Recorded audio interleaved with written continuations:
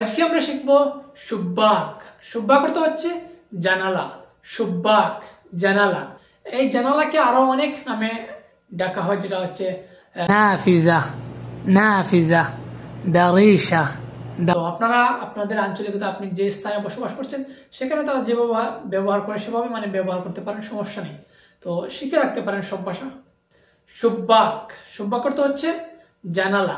খামসা, খামসা, খামসা, খামসা অর্থ হচ্ছে পাঁচ।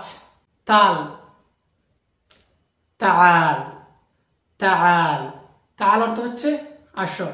ইয়াউমুল খামিস, ইয়াউমুল খামিস, খামিস, ইয়াউমুল খামিস অর্থ হচ্ছে বৃহস্পতিবার।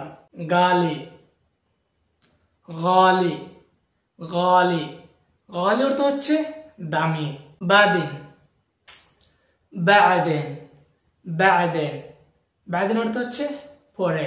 তাইব, তয়িব, তয়িব, তয়িব অর্থ হচ্ছে ঠিক আছে।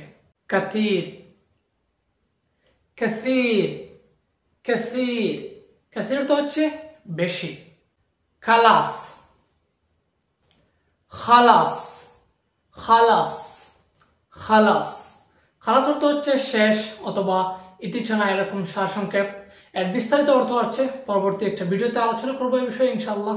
তো আজকের মতো এখানেই। উশবুক, উশবুক অর্থ হচ্ছে তোমার কি হয়েছে অথবা তোমার সমস্যাকে। আপনারা দেখবেন যখন আরবরা তাদের সন্তানকে, যখন তাদের সন্তানরা বেশি গিরগির করে বা দুষ্টামি করে, তখন কি বলে? উশবুক ইয়া ওয়ালাদ।